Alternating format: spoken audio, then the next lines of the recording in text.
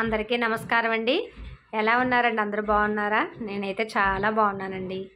ఈరోజు మా నిమ్మకాయలు చెట్టుని మీ అందరికీ చూపించాలని చెప్పేసి ఈ వీడియో చేస్తున్నాను అనమాట. ఎందుకంటే ఈసారి నిమ్మకాయలు విరగ కాసేసిందండి బాబు మా చెట్టులో. ప్రతిసారి ఒక కాయ కాస్తుంది, లేకపోతే 2 కాయలు కాస్తుంది అన్నమాట. ఇప్పుడైతే విరగ కాసేసింది. చూడండి, ఇక్కడ ఒక 2 కాయలు ఉందా, మళ్ళీ ఇక్కడ ఒక 2 కాయలు అలా అన్నమాట. 1-2 కాయలు కాసే చెట్టుకి దగ్గర అన్నీ లెక్క పెడితే 10 కాయల వరకు కాసేసింది. ఆ సంతోషం అన్నమాట మీ అందరికీ చెప్పేసేసుకుంటున్నాను. నేను వాటర్ క్యాన్ కట్ చేసేసి దాంట్లో పెట్టానండి ఈ చెట్టుని. అంటే ఈ చెట్టుకి ఒక 3 సంవత్సరాలు 4 సంవత్సరాల వయసు అంతే. ఇప్పుడే ఫస్ట్ 1-2 కాయలు కాసిన తర్వాత ఎక్కువగా 10 కాయలు కాయడం ఇదే ఫస్ట్ అన్నమాట. వాటర్ క్యాన్ కట్ చేసేసి అందులో చెట్టు పెట్టేసి సగానికి నేను మట్టి అయితే వేసాను. నేను వాటికి ఎరువు కింద ఏమి ఇచ్చానంటే ఎండిపోయిన పశువుల పేడ, మనం కాయగూరలు కట్ చేసేస్తాం కదా వేస్టేజ్, అది దేవుడికి పెట్టుకున్న పువ్వులు ఎండిపోయిన తర్వాత అవన్నీ ఒక కవర్లో వేసుకుంటాను అనమాట. ఇలా గుంట తీసేసి ఆ ఎండిపోయినవన్నీ ఈ తులసాకులు, పువ్వులు ఎండిపోయినవి ఇలా మధ్యలో పెట్టేసి పైన మట్టి వేసేస్తాను అనమాట. పైన మట్టి వేసేసి వాటరింగ్ ఇచ్చేసామంటే దాని పని అది చేసేసుకుంటుంది. మనకి కంపోస్ట్ రెడీ అయిపోతుంది, చెట్టుకు బలంగాను ఉంటుంది అన్నమాట. కానీ ఇంకొకటి కూడా చేస్తానండో, ఆవ నూనె ఉంటుంది కదా, మనం ఆవాల నూనె అడిగితే మనకు మార్కెట్లో ఎక్కడైనా దొరుకుతుందిలేండి. ఆవాల నూనె నేను స్ప్రే చేస్తాను అనమాట.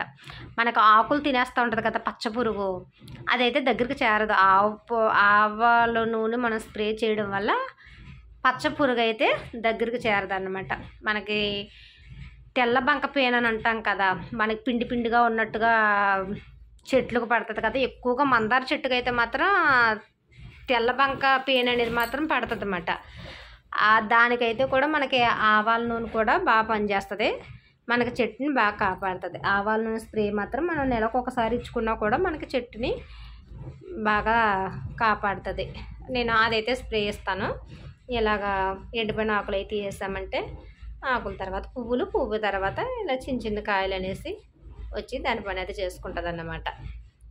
అదండి మనం నిమ్మపండు చెట్టు విశేషాలు. నిమ్మ చెట్టుకి విరగ కాసేసిన నిమ్మకాయల చెట్టు మీకు చూపించేశానండి.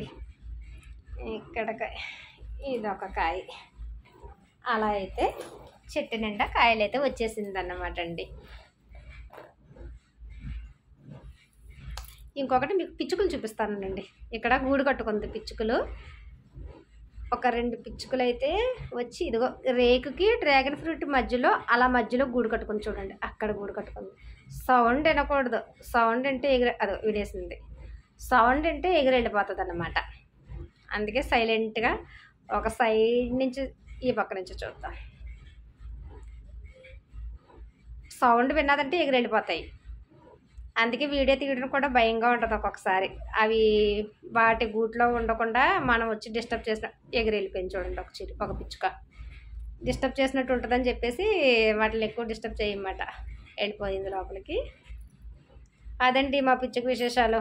మా సీతాకోక చిలుక చూపిస్తాను చూడండి. ఇదిగోనండి సీతాకోక చిలుక. అది నేను వాటరింగ్ ఇచ్చేటప్పుడు ఒక గూడు చూశానండి. అంటే అది ఏంటో మనకు తెలియలేదు.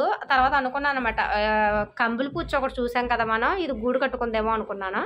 అది తర్వాత చూస్తే సీతాకోక చిలుక వచ్చిన తర్వాత తెలిస్తే గూడు కట్టుకున్నది నిజమేమాట అని అనుకున్నాను అనమాట. అయితే వాటరింగ్ ఇచ్చేటప్పుడు మాత్రం అది తడవకుండా వాటరింగ్ ఇచ్చేదానిలేండి నేను, ఆవు నూనె స్ప్రే చేసేటప్పుడు. అదేను సరే, నేను పైకి వచ్చి మామూలు వాటరింగ్ ఇచ్చేటప్పుడు చూసుకుంటాం కదా, చూస్తే సీతాకోక చిలుక వాలింది. అయితే వాలిందేమో అనుకున్నాను నేను, కానీ అది అప్పుడే పుట్టిందేమో మరి. అంటే నేను ఫోటోలు తీసేటప్పుడు కూడా అది వెళ్ళలేదు. ఒకవేళ బహుశా అప్పుడే పుట్టిందేమో అనుకున్నాను అన్నమాట నేను. అంటే అంతకుముందు చూసినప్పుడు గూడులాగే ఉన్నది, తర్వాత చూస్తే ఇలా ఖాళీగా ఉన్నదన్నమాట. అయితే అప్పుడే పుట్టిందేమో అనుకున్నాను. అయ్యో, ఇంకొంచెం ముందు తెచ్చుంటే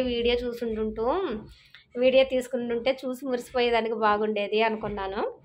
కుదరలేదు. ఈ ఫోటో మాత్రం తీయగలిగాను అన్నమాట.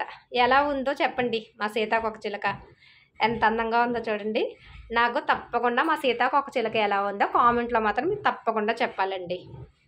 అదండి మా మిద్దె తోటలో మా చెట్టు నిండా విరగ కాసేసిన నిమ్మకాయలు, మా పిచ్చుకలు, మా సీతాకోక చిలుక. ఈ సంతోషాన్ని కూడా మీ అందరితో పంచుకున్నందుకు నాకు చాలా హ్యాపీగా ఉందన్నమాట. ఇదండి విశేషాలు. ఉంటానండి మరి. శ్రీమాత్రే నమః.